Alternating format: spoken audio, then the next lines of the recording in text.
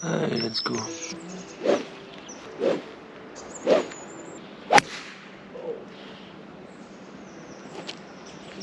Très commercial ça.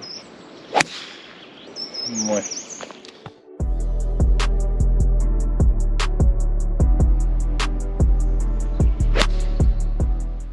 Et avant de commencer, petit message pour vous dire qu'il reste encore 1 ou 2 places pour les stages que j'organise dans le sud-ouest, où vous pourrez notamment découvrir ce magnifique golfe de Lacanau. N'hésitez pas à me contacter pour plus d'infos. Et pour tous les autres, je vous invite à télécharger 5 vidéos gratuites que j'ai créées pour vous aider dans votre jeu sur les 5 coups auxquels les golfeurs ne pensent jamais dans leur entraînement, alors bien même que ça changerait véritablement leur carte de score. Tout ça est évidemment en description. On est parti.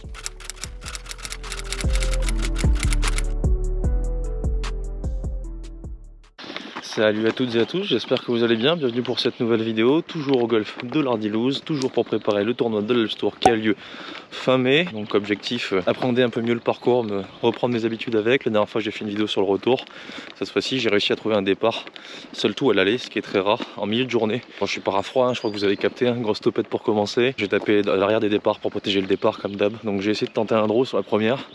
Elle est bien, hein. Je m'en sors plutôt très bien, c'est très commercial. Et let's go quoi, on va essayer de prendre ses marques. Alors, je m'en sors bien. Ma deuxième était juste à côté du bunker là-bas. La première est là, à côté du bunker aussi, mais du côté gauche. J'ai 150 mètres au drapeau qui est parti droite, tout début de green. 152 pour être exact, avec le pin devant qui va me gêner. Donc il va falloir que je la slice un peu. J'aurais bien aimé mettre un fair 7 un peu en fail. Là, j'ai pas de fair 7 toujours. Faut que je règle vraiment ce problème, parce que là je vais taper un fer 6 en slice, ça devrait lui faire perdre un peu de distance. Et si elle prend pas le slice, qu'elle part tout droite, elle partira partie gauche du green, ça ira très bien aussi. Donc là fer 6 smooth en slice.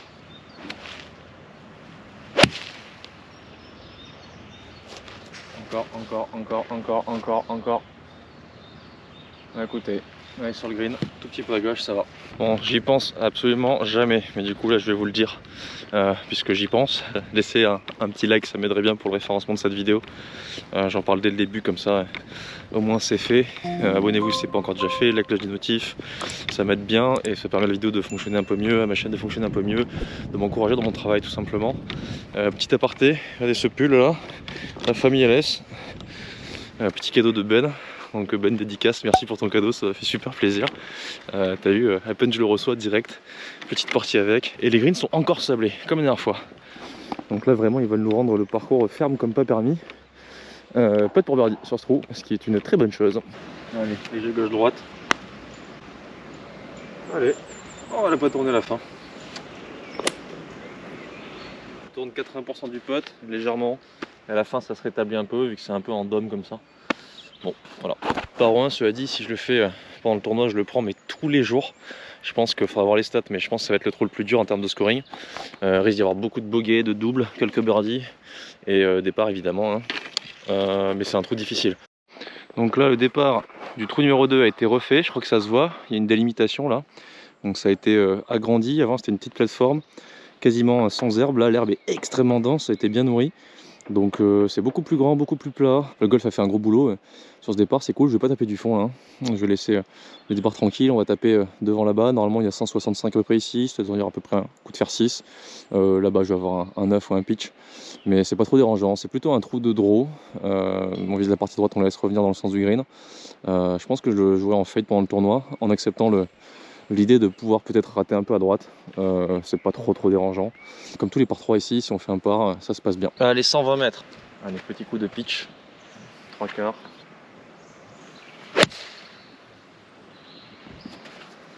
Plante. Ah, elle est courte. Ah, je pense que c'était un bon shot. Dommage.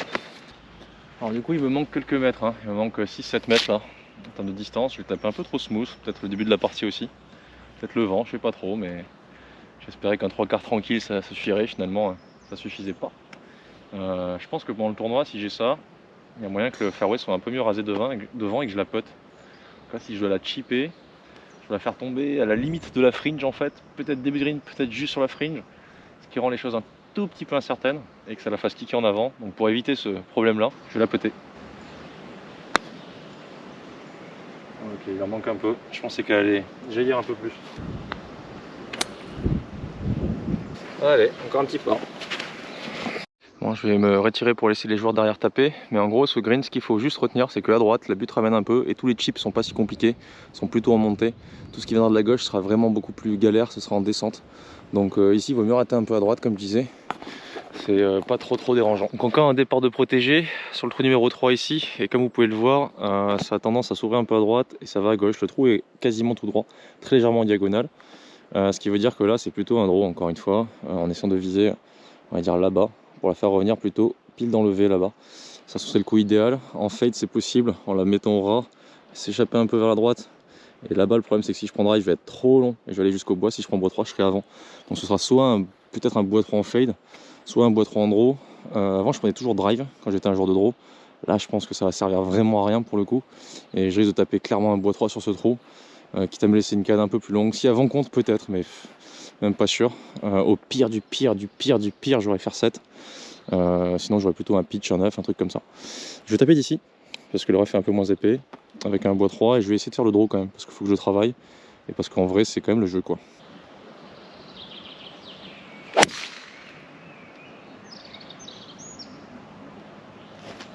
Joli draw en cut. Encore un cut. Décidément, pour être plus précis, avant j'avais un poignet qui était un peu plus bombé, un grip à peine plus fort, une phase donc un peu plus fermée au sommet. Là je suis un peu plus ouvert, j'ouvre encore un peu plus dans la descente, dans le downswing, pour mettre mon petit par-dessus et faire mon petit cut. Le truc c'est que le draw par contre il faut que ça vienne plus de l'intérieur, avec un club plus à plat, un grip plus fort. Tout l'inverse de ce que j'ai essayé de mettre en place pour éviter de faire trop de draw avant. Donc maintenant que je suis passé de l'autre côté de la barrière, je suis pas à l'aise dans mon setup d'avant. Si je prends mon setup d'avant, je ne suis pas à l'aise. Je le vois plus aussi bien visuellement, j'imagine moins bien musculairement avant de swinger. Voilà, donc c'est pour ça qu'il faut que je le bosse. Je crois que, comme je l'avais dit dans la première vidéo, il y aura quand même au moins 3-4 draws à tirer dans la partie qu'on va, on va dire obligatoire, donc il faudra les réussir. S'ils viennent pas mais que ça m'engendre pas de points perdus, c'est pas trop grave, mais pour la confiance c'est quand même pas trop mal de savoir qu'on maîtrise son sujet. Voilà, et là du coup j'ai attaqué le green depuis le rough de droite, mais je suis pas si mal, les deux balles sont là. Donc ici normalement ça pue plutôt à gauche, hein. C'est pour ça qu'on prend le draw, ça revient un peu avec la butte. Si on en prend trop, qu'on clique dans les sous-bois, elle revient quand même dans le rough là-bas, donc ça va. Et le problème du drive c'est que dans le même axe par contre j'allais trop loin, j'étais gêné par les arbres, j'étais peut-être dans les arbres, même dans la forêt. Donc bois trop, moi ça s'arrête dans cette espèce de cuvette et ça permet quand même un coup en direction du green. Avec le driver je suis plutôt dans la cuvette là-bas, voire après. Avec le bois 3 ici je suis pas si mal, c'est un coup plus long, mais au moins je peux attaquer le green. Donc voilà, de toute façon c'est pas un trou à birdie nécessairement. C'est vrai que si on tape le drive, j'avoue avec un coup de dodge on peut planter le mât. Mais bon, on va voir. Je pense qu'on va privilégier plutôt le fait de garder la balle en jeu sur ces trous là, qui sont pas des trous à birdie absolument, et laisser les birdies pour les trous à birdie, c'est-à-dire les par 5. Et les trous d'après vous allez voir, qui sont des par 4 pour le coup où là on a des coups de wedge quoi qu'il arrive. J'ai 133 mètres, je vais prendre un plein fer neuf. Et le vent, si je dis pas de bêtises, est plutôt de droite-gauche aujourd'hui. Ok. Tombe un peu quand même, tombe un peu. Ah, le vent est droite-gauche. Droite-gauche avec même. Elle a embarqué, le fade a pris, mais elle a repris le vent derrière. Bon, ça va. Il n'est pas simple ce choix de club sur le trou numéro 3 en deuxième shot lorsqu'on a un fer 9, fer 8, pitch dans les mains. C'est beaucoup plus simple lorsqu'on est ici, à la plaque des 100, voire un peu après, et qu'on a un coup de wedge. Parce que l'incidence de la pente sur un coup de wedge, elle sera moindre que sur les clubs plus longs. Même si fer 9, ça reste un club assez court, il y a un peu plus de danger, quoi. C'est-à-dire que je peux vite la mettre derrière ou courte. Sur un coup comme ça, on sent pas trop le vent, on sait pas trop dans quel sens il va être. Si c'est vent avec comme là, droite-gauche, ça va avoir tendance à plomber un peu la balle, ce qui n'est pas forcément bon en montée. Si on se fait attraper dans le vent parce qu'on ne se sent pas bien, on peut finir derrière. Là, le chip est pas si simple. Donc le choix du driver, en fait, il se réfléchit à partir du moment où on est serein sur son draw. Parce que si on tape un drive en draw très bien, on se retrouve avec un coup de wedge et c'est bien plus simple de ne pas se tromper. On va pouvoir planter le mas, laisser une occasion de birdie plus facilement proche du trou. Là on joue vraiment le par quand on prend bois 3 au départ. Soit on prend le risque sur le premier coup, soit on prend le risque sur le deuxième coup. C'est un trou intéressant. Quand j'étais serein en draw, je prenais tout le temps drive. Maintenant que je suis un genre de fade, j'avoue que celui-là va m'être un peu plus compliqué que d'habitude, je pense. C'est un trou que je gère plutôt bien d'habitude. Là le drapeau était à droite, ce qui m'aidait pas non plus sur mon deuxième coup. Si le drapeau était à gauche, à l'endroit où je suis finalement, ça aurait été moins dérangeant. Et là j'ai un putt pas simple. Pour essayer de faire 2 putts, ce sera déjà très bien.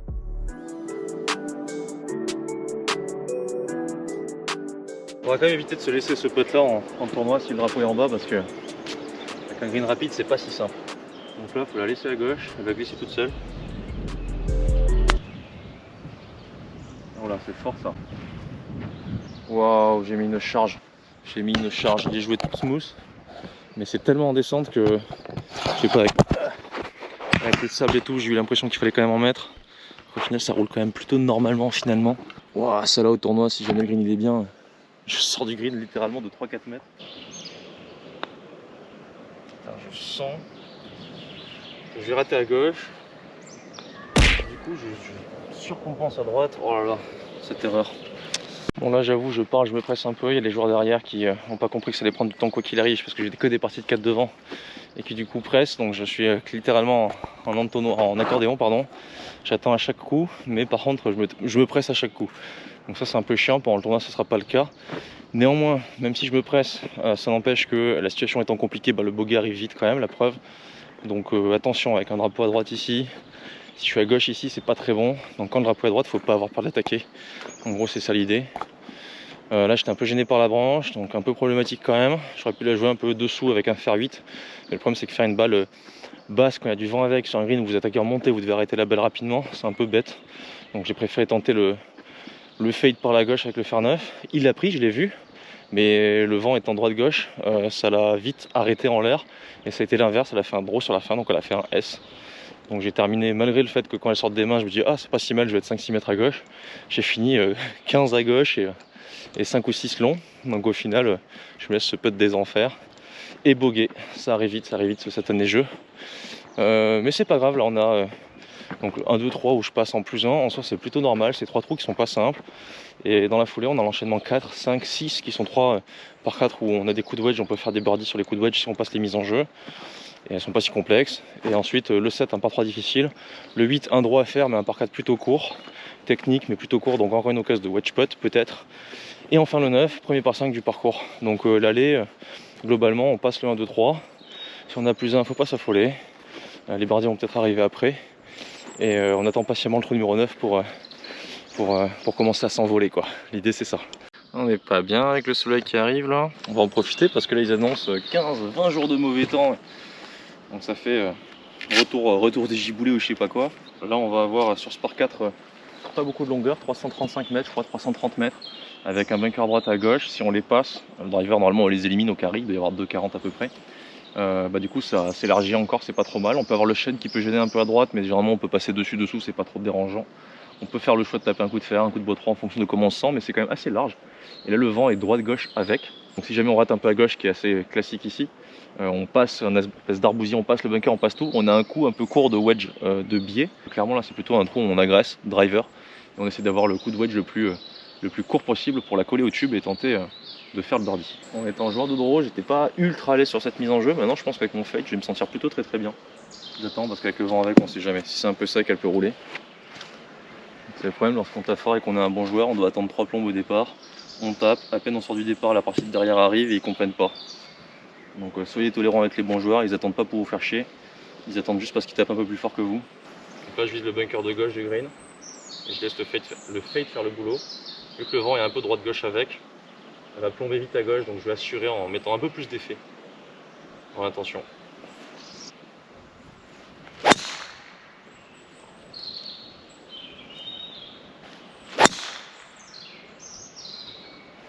Ça c'est bien mieux. Ok. C'est marrant parce que là vous sentez pas le vent et sur ce parcours c'est une des difficultés. Vu qu'on est dans les pins, on se fie un peu à ce qu'on voit en l'air avec les nuages et tout, mais c'est pas forcément ce qu'on sent au sol. Ça va dépendre des couloirs de vent, etc. Globalement là ça tourne pas trop aujourd'hui, j'ai l'impression que c'est quand même assez défini et c'est beaucoup plus fort que ce qu'on sent au sol. La preuve c'est que dès que la balle a dépassé la cime des pins, elle s'est faite écraser par le vent. C'est particulier d'avoir un ressenti physique différent et visuel différent que ce qui va se passer dans la réalité. J'ai dit juste avant de frapper, elle risque de se faire écraser un peu à gauche rapidement, donc je vais augmenter les traits du fade pour être certain qu'elle ne bloque pas à gauche, et malgré tout elle a bloqué à gauche. Donc là en vrai, vent avec droite-gauche comme ça pour un fader comme moi, il faut juste que je vise tout droit et la balle va faire un trait. Et voilà, sur la deuxième j'ai un peu exagéré les traits, j'ai swingé un peu moins mou, donc j'ai J'ai fait un meilleur swing. Là, elle a pris le bébé fade, mais elle a quand même plongé un peu. Elle n'a pas tant avancé. Ok, donc les bunkers sont là-bas. Beaucoup de joueurs vont s'arrêter un peu dans cette partie cage. Il faudra faire gaffe à l'arbousier ici qui peut gêner quand même. Moi ça va, je suis tout juste dans le rough. Un rough très peu épais sur de la mousse. Là il peut être un peu moyen. Là aujourd'hui ça va, j'ai de la chance, je suis pas dans un trou. Et on a un coup de wedge à peu près 90-100 mètres. 97, le drapeau est au fond. C'est un des plus simples au fond. Quand il est début, ça kick un peu en avant, c'est pas si simple. Milieu gauche, début gauche, ça va, ça fait une cuvette, même si on le voit pas visuellement. Et vu que ça fait une cuvette, ben, ça remonte, donc on est un peu long, on est bloqué par la butte. Fond gauche, c'est sur une butte, c'est pas simple. Donc globalement, le drapeau fond droite comme aujourd'hui, c'est le plus facile qu'on puisse avoir. Même si ça rajoute un peu de distance. Donc 97. Allez. 52, très smooth. Demi smooth.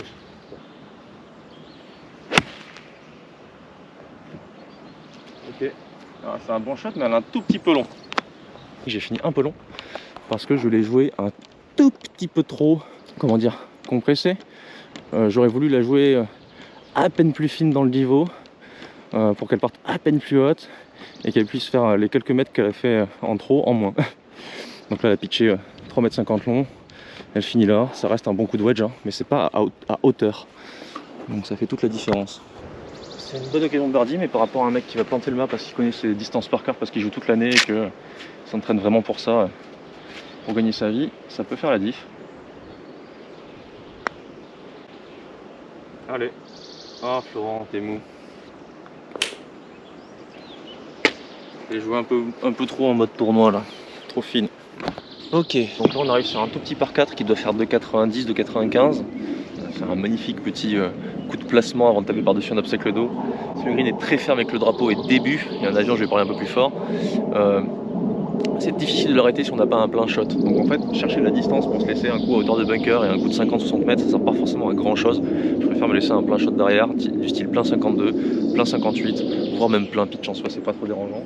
Donc les joueurs vont taper entre un fer 6 pour être très très puissant, mais plutôt fer 5 et hybride, peut-être bois 3 pour ceux qui veulent aller shaper pour se rapprocher de l'obstacle de haut. Mais comme j'ai dit, à part si le drapeau est au fond, c'est pas si simple d'avoir 50 mètres, on peut pas arrêter la balle, on doit la flop shotter.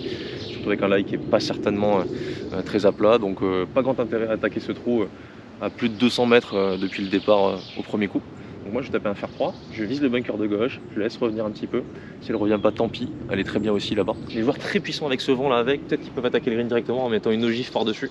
Moi je le fais quand je suis là-bas, mais il y a 30 mètres de moins, donc ceux qui me mettent 30-35 mètres au carré, peut-être que c'est le jeu d'attaquer directement le green.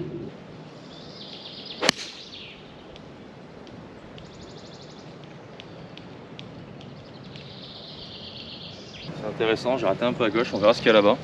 Alors vent avec, fairway sec et gruff sec, c'est pas faire 3.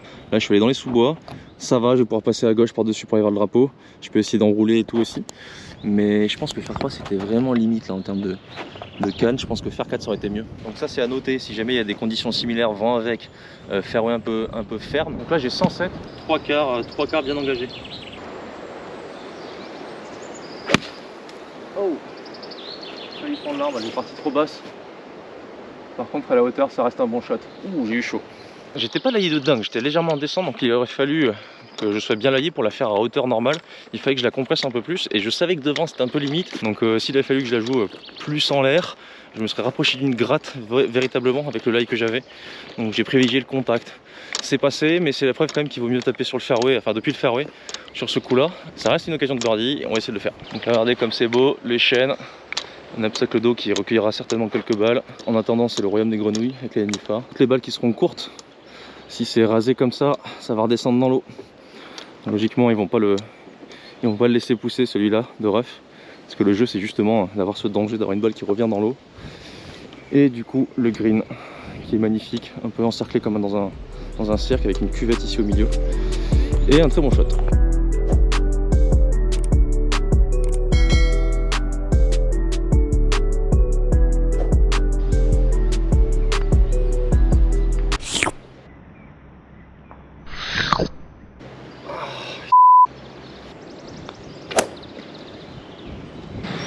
Allez, trou numéro 6, encore un petit par 4, logiquement encore une occasion de birdie si on passe la mise en jeu. Là le vent est contre aujourd'hui, c'est pas tout le temps le cas. Donc là ça va rallonger un peu le trou, mais quoi qu'il arrive, avec un bon drive il reste pas grand chose en deuxième coup. Avec la gauche, j'avais pas vu. Oh là là, En termes de rythmique, ça sera aussi à gérer, hein, jouer avec de l'attente. Ce qui est bien ici, c'est que quand on rate dans les sous-bois, vu que les sous-bois sont assez clairs, on peut quand même avoir des shots en direction des greens ou pour faire des trucs un peu marrants, quoi. Donc ça, c'est sympathique.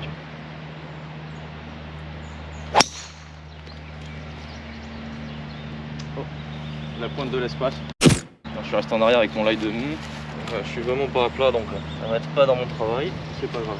Il m'arrive de le rater ici. Allez, à gauche.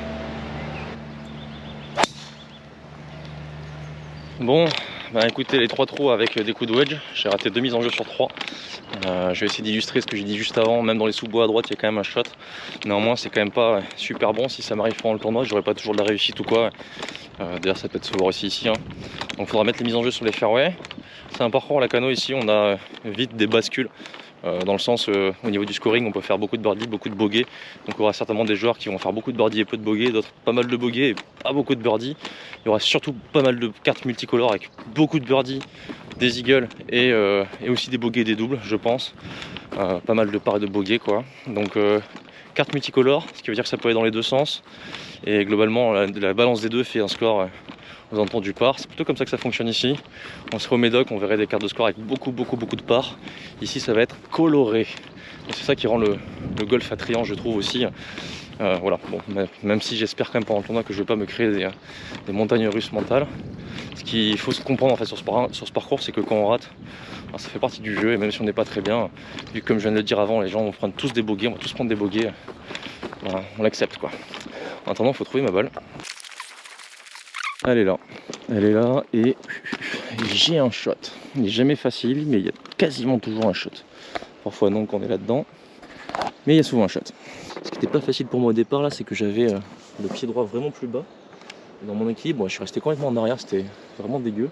J'ai pas réussi à contrer la pente dans mon équilibre pour emmener la balle à gauche. Et le sachant pour la deuxième balle ensuite, j'ai exagéré les traits, j'ai réussi à mettre mon gros coup d'épaule. Donc là j'ai 114 au drapeau depuis la balle. Faut pas que je la fasse monter trop haute parce qu'il y a la branche là. Donc ça va être un 46. Il faut te faire tomber à 105, 107. Là on va être vigilant évidemment sur la sortie de balle.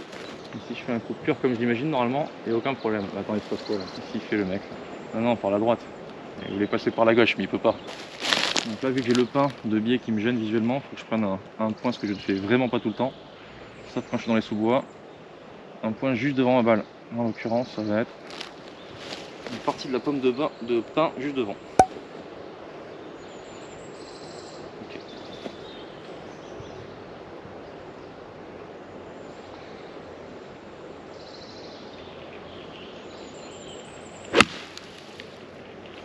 Ça va aller. Parfait, c'est ce que je voulais. Mais je voulais pas prendre le risque d'essayer de la shaper en fade depuis les sous-bois et donc de créer un peu de différentiel entre ma face et mon chemin vu que je devais la garder droite assez longtemps, donc j'ai préféré jouer à gauche, une balle très droite et assurer le deux putts, peut-être contre une ficelle. Donc là on a un bon gauche-droite des familles, ça c'est le drapeau le plus facile parce que c'est une cuvette, donc si on est dans la cuvette on a un petit peu de temps de montée de 1m50, si on est vraiment pile au fond. C'est un trou où globalement il faut toujours finir dans cette cuvette pour avoir des putts plutôt remontés dans tous les sens. Si on finit milieu de green, on n'a jamais un putt trop compliqué sur ce trou, sauf quand on est à l'endroit où on est là, mais c'est une autre partie du green, c'est différent.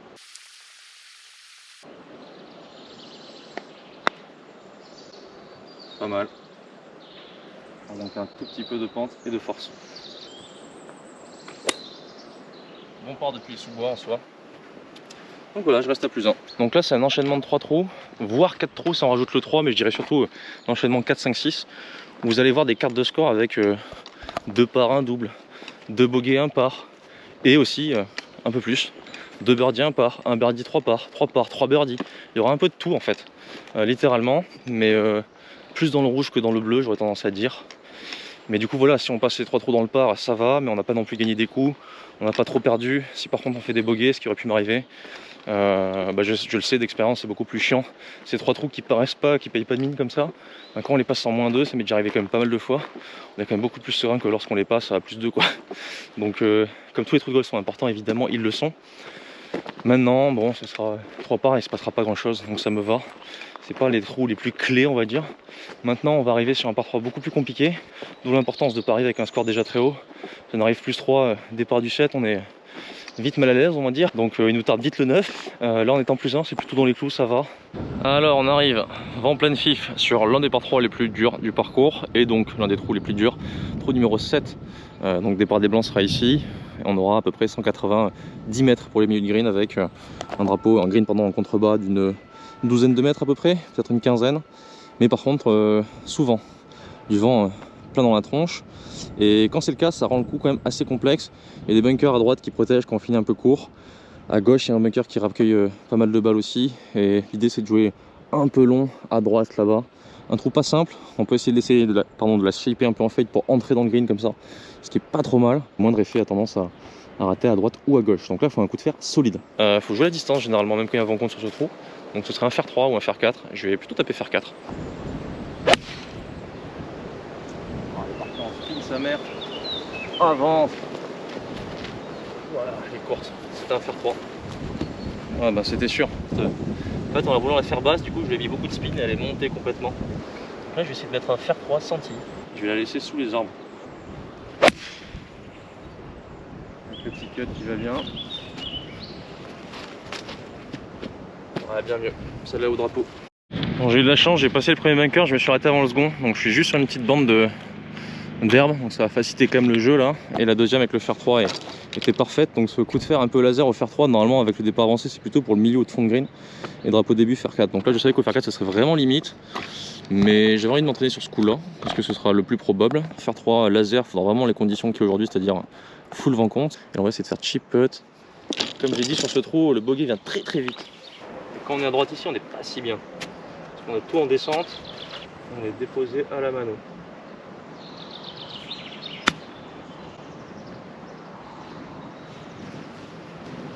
C'est pas mal.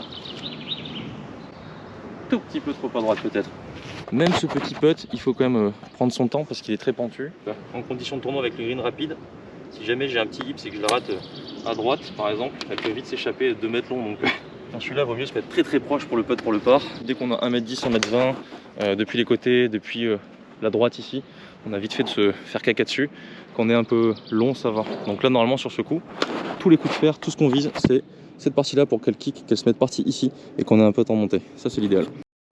Ok, alors 339 mètres, donc 340 à peu près sur ce par 4 où là de nouveau j'ai pas le choix, il faut que je fasse un draw parce que là le fairway il fait un peu comme ça, donc cette petite partie là qui revient ici là, si jamais je shape un fade je vais vite m'en rapprocher. Si par contre je tape en direction plutôt de là-bas et la laisser pour laisser revenir en draw, je vais chercher vraiment le sens du dogleg.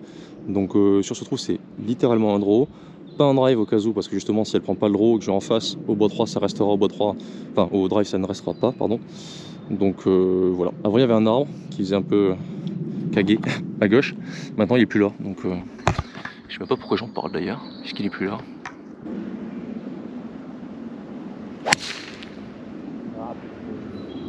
Et voilà, c'est le fameux petit push, la face qui se réouvre.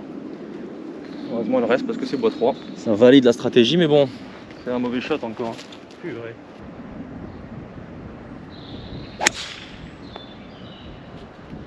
Décidément les draws ça va pas, il va falloir que je trouve un setup, une intention, un truc un peu plus clair pour être un peu plus précis quand même, parce que sinon ça peut me coûter cher. Il faudra que je regarde la vidéo, mais je crois que sur les draws aujourd'hui le vent était plutôt droite-gauche, donc devait normalement m'aider, mais je les ai pas réussi, ce qui veut dire que si vous mettez un vent gauche-droite sur les mêmes coups, ça aurait été plus complexe à aller chercher encore. Donc vraiment mon draw faut que je le trouve, parce que en fonction des conditions il y a des moments où il va vraiment me désavantager si je l'ai pas quoi. 122, donc là drapeau début, ça va être un 3 quarts de pitch bien engagé.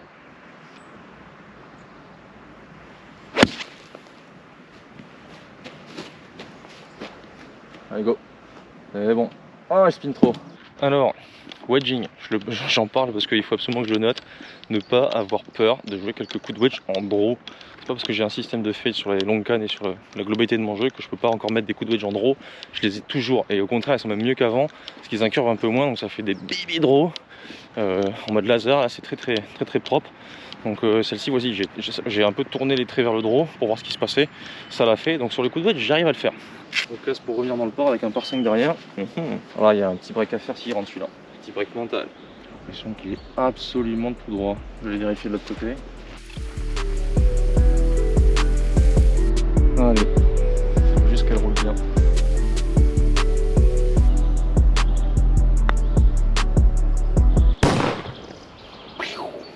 Coup de wedge en draw. Alors j'avais pas vu, mais là je viens de le voir à l'instant. Regardez-moi ça comme c'est beau là. Trop chouette. Avec le petit replaquage en mode rough bien épais. Ça va être sympathique là parce qu'il va y avoir des chips assez complexes. Et tout va redescendre dedans. Tiens, je vais en faire un dedans. Voir ce que ça donne en termes de densité d'herbe et tout.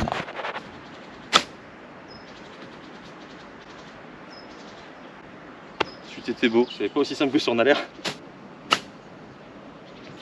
Je vais un peu plus direct. Allez, trou numéro 9. Donc là c'est pareil, c'est un trou en draw. Pour vous en parler directement, j'ai eu la réflexion au fur et à mesure de la partie, mais en fait j'avais joué le retour la dernière fois. Et clairement, mis à part le 17, à l'aller on est quand même bien plus avantagé quand on tape en draw qu'au retour. Je me rends compte dans mon état d'esprit devant la balle, aux mises en jeu. Je suis pas ultra serein en fait, hein. Je suis pas super à l'aise. Donc fort bosser le draw, vraiment. Et là c'est encore le cas.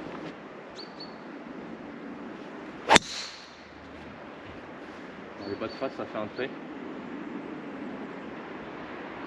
Ok, trou numéro 9, vraiment complexe avec ce petit... Il n'y aurait pas ces pins ici, il n'y aurait pas ce bunker, ce serait la foire, la saucisse sur ce trou. Mais là, fairway assez étroit, la plupart des drives, donc qu'on va taper en fade ou en draw, quoi qu'il arrive, on va s'arrêter dans cette zone-là, on va se rapprocher du bunker. Le bunker, quand on y est justement, parlons-en, bah, on peut pas attaquer, donc directement ça fout un peu les boules. Parfois on fait un bon drive et on finit dans le bunker, donc le jeu c'est souvent de se finir un petit peu court finalement, comme je l'ai fait là. Parfois c'est un coup de bot 3, parfois c'est un coup de drive, ça dépend des conditions. Avec un peu de chance, en passant entre les pins, elle peut rouler, se mettre derrière là-bas. Puis il y a des joueurs très puissants qui vont la mettre par-dessus. Moi quand c'est des parts un peu avancés, j'y arrive. Quand je mets une ogive, j'y arrivais bien plus facilement il y a quelques années, quand je les mettais hot en draw. Et là du coup il vous reste quasiment rien derrière, un coup de fer 6, un truc comme ça. Donc il y a des joueurs qui sont très puissants qui vont aller dans ce petit cercle là devant. Et la plupart des joueurs qui vont s'arrêter vers là. S'ils laissent pousser le rough, ce sera pas gentil pour nous. Sinon il faudra vraiment se mettre sur les 5 mètres de fairway qui est là. Donc c'est pour ça qu'il faut la shaper en draw. C'est pour l'aider à revenir un peu plus, rentrer dans la porte à la fin, se servir un peu de la butte et venir dans le goulet ici. Si jamais on la rate à droite avec le fade, elle va s'échapper très rapidement dans les bois. Et là on aura un coup à jouer en slice depuis le bunker, depuis le sous-bois qui sera pas easy. Donc encore un trou de draw, littéralement. 246 drapeaux au fond, un peu en montée. Donc là au moins ce qui est bien c'est que j'aurai pas l'appréhension de finir trop long. Je vais taper un peu un coup de bois 3, un peu à droite, direction entre le bunker et le drapeau. Grosso modo, j'essaie de taper un très bon shot. Un gros talon, sans talent, qui va finir sur la green à droite.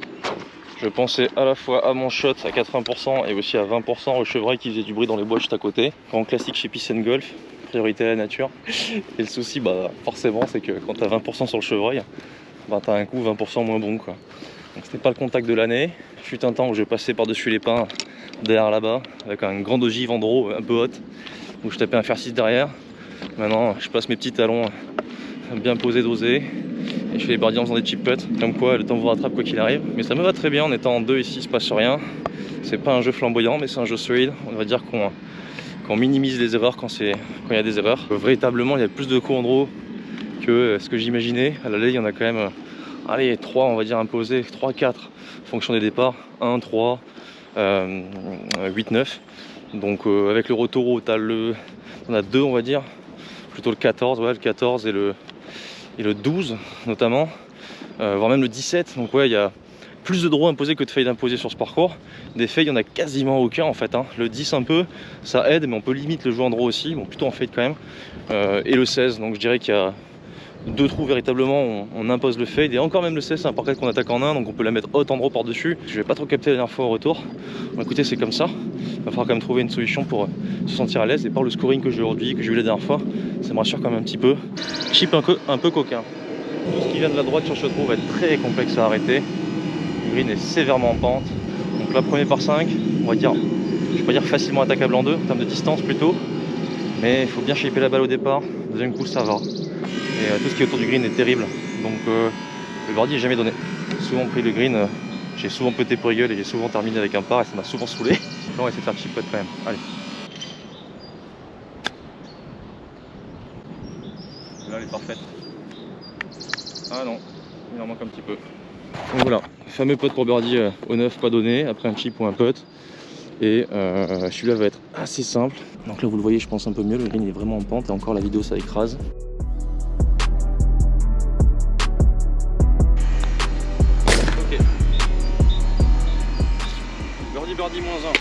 back to the game.